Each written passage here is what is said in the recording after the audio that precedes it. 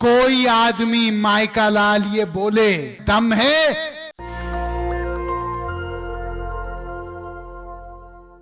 क्या रवीश कुमार एनडीटीवी छोड़ देंगे?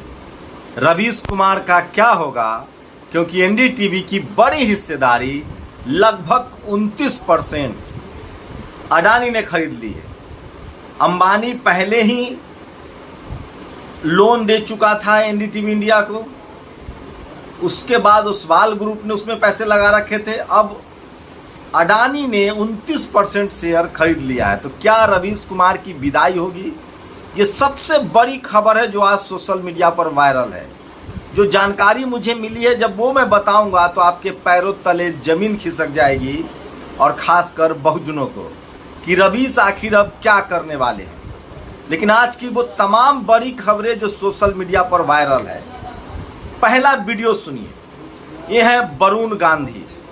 लगातार सोशल मीडिया पर वो हमला बोल रहे थे प्रधानमंत्री पर।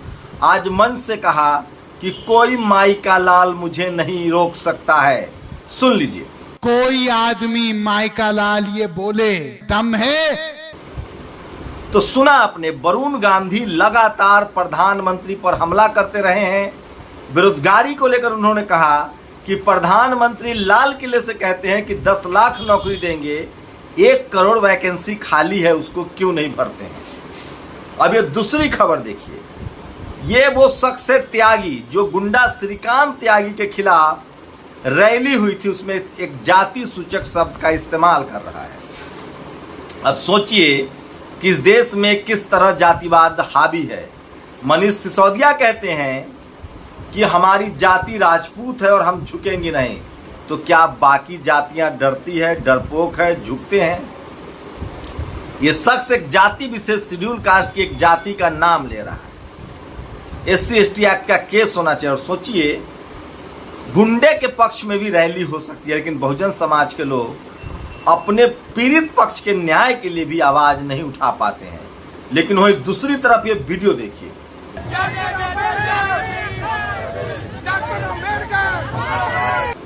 यहाँ नहीं, न्यूयॉर्क में बहुजन समाज के लोगों ने, SC/ST, OBC और माइनॉरिटी के लोगों ने, जो राजस्थान में हुआ है जालौर में, उसके खिलाफ रैली निकाली, धरना दिया, प्रदर्शन किया।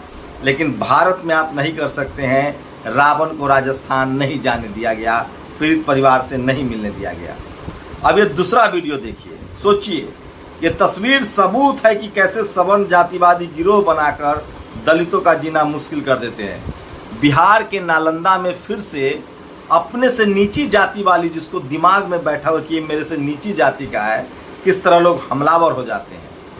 जिसने भी ये जाति बनाई है, ऊंची जाति, नीची जाति, ये जाति, वो जाति, इसके लिए वो दोषी है। और वर्ण व्यवस्था में जो जाति का लाभार्थी है, जो सबसे ऊपरे फ्लोर पर बैठा हुआ है, उसी ने जाति बनाई है और वही दोषी है इसका। त्रिपुरा बीजेपी नेता की कार से मिला 400 किलो गांजा। प्रियंका चतुर्वेदी बोली, कभी सत्ता का नशा तो कभी गांजा। ये तस्वीर देख लीजिए, मैं नहीं कह रहा हूं। और भगवान भी अब सीधे पैसा मांग रहा है। ये वीडियो सोशल मीडिया पर वायरल हो रहा है, गुजरात का है।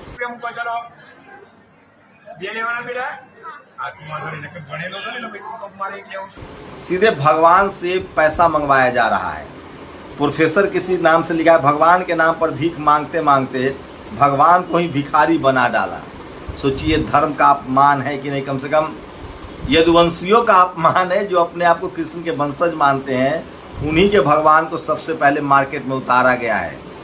आज JNU की VC ने कहा है कि सारे भगवान जो है वो दलित हैं, शूद्र हैं, अछूत हैं। और ये देखिए, राजस्थान के राज्यपाल कलराज मिश्रा, पूर्व मुख्यमंत्री वसुंधरा राजे सिंधिया, केंद्रीय मंत्री गजेंद्र सिंह शेखावत, सब संवैधानिक पद पर बैठे हुए, जिस संविधान के सहारे, उसी संविधान के आरक्षण के विरोध में लोग रैली करते हैं।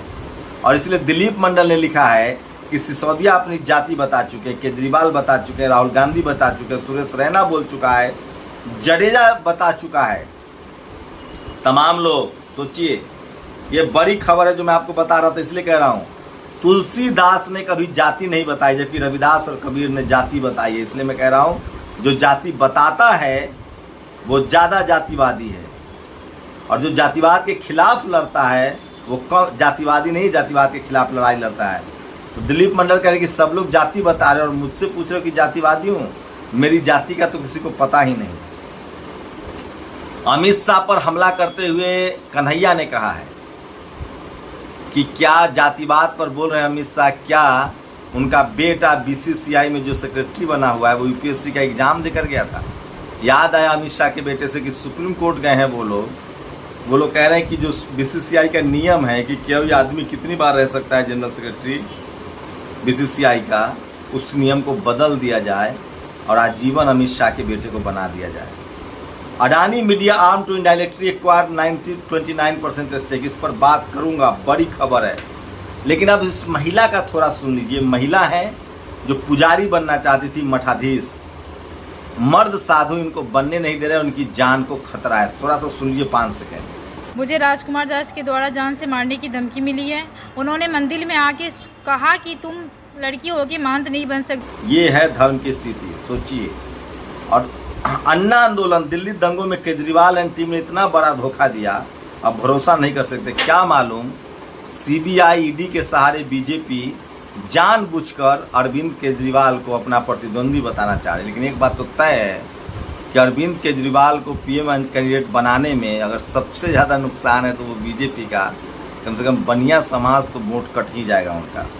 और छतरपुर में हंगामा होना तय, महेंद्र लोधी के खिलाफ एफआईआर दर्ज करने की खबर आ रही है। महेंद्र लोधी ने ट्वीट किया है, सोचिए ओबीसी के बड़े चेहरा हैं जो लगातार आरक्षण के पक्ष में जातिगत अन्याय के खिलाफ लड़ रहे हैं।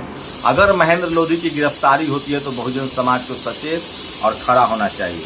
और बार बार ये तस्वीरें आ रही है 7 समुंदर पार्क न्यूयॉर्क से, जहां जालौर के मासूम के लिए इनाम मांग। सोचिए बंगाल में सीबीआई बिक गई थी, इसलिए मोदी सरकार ने ईडी को भेजा है।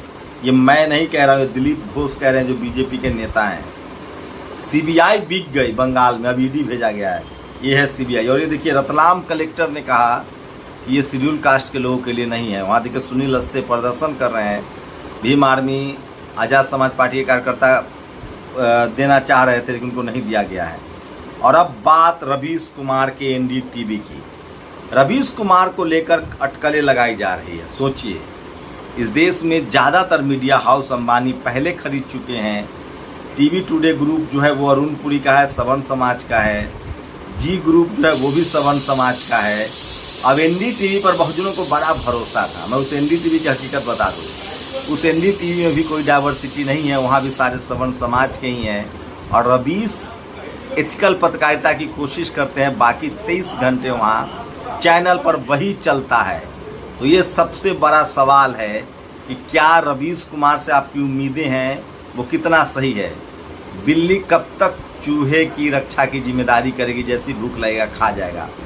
एक बार अभी वर्तमान में जो शिक्षा मंत्री हैं, एमएचआरडी के मिनिस्टर हैं, उन्होंने कहा था धर्मेंद्र प्रधान ने कि हम बैकलॉग भरेंगे। रवीश ने कहा था जनरल भी भरना चाहिए। तो रवीश की चिंता जायज़ है। रवीश लगातार सवर्ण समाज से आते हैं, थोड़ा मीठा बोलते हैं, जैसे सौरभ द्विवेदी बोलते हैं, अजीत अंजुम बोलते हैं, अभिसार बोलते हैं, विनोद कापड़ी बोलते हैं, साक्षी जोशी बोलती हैं। तमाम सवर्ण पत्रकार जो हैं या मुस्लिम सवर्ण पत्रकार हैं वो हिंदू मुस्लिम पर तो मुसलमानों के साथ दिखते हैं, लेकिन जब SC ST OBC के जो संवैधानिक अधिकार है, आरक्षण है, उसके लीगल राइट्स हैं, उसके पक्ष में वो खड़े होते नहीं दिखाई देते। हाँ, आपकी मार पिटाई होगी, कास्ट एट्रोसिटी होगी तो हो सकता है वो आपके साथ खड़े दिखाई दे, लेकिन जो आपका संवैधानिक हक है CM PM बनने का, SP DM बनने का, उस पर वो आपके साथ खड़े होते नहीं दिखाई देते हैं। NDTV में भी कोई बहुत बड़ा डाइवर्सिटी नहीं है, जाति विशेष के लोगों का कब्जा है। रवीश उसके एक मात्र चेहरा। दिलीप मंडल इसीलिए कह रहे हैं कि पूरी दुनिया में कॉरपोरेट ही मीडिया को चलाता है BBC को छोड़कर। तो कॉरपोरेट से डरने की ज़रूरत नहीं है। कॉरपोरेट में हमारे लोग नहीं है तो मीडिया कभी भी हमारे लिए न था न होगा। इसलिए SC ST OBC माइनॉरिटी को कम से कम नहीं घबराना चाहिए और उनको बहुजन मीडिया, सोशल मीडिया शुरू करना चाहिए।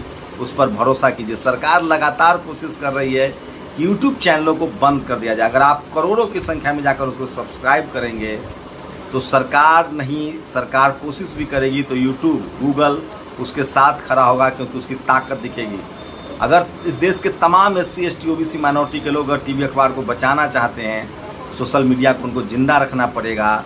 और तमाम सोशल मीडिया जो SC ST OBC माइनॉरिटी के लोग चला रहे हैं उस आइडियोलॉजी पर, उस विचारधारा पर, न्याय के पक्ष में, पीड़ित के साथ खड़े हैं, संवैधानिक अधिकारों के साथ खड़े हैं, उनको जब तक आप लाखों की संख्या में खड़ा नहीं सब्सक्राइब करेंगे, करोड़ों की संख्या में, तब तक ये चैनल्स नहीं बचेंगे। इसलिए मैं बार बार कह रहा हूँ कि सोशल मीडिया ही सच्चा मीडिया है, सोशल मीडिया ही बहुजन मीडिया। इसलिए आपको घबराने की जरूरत नहीं है।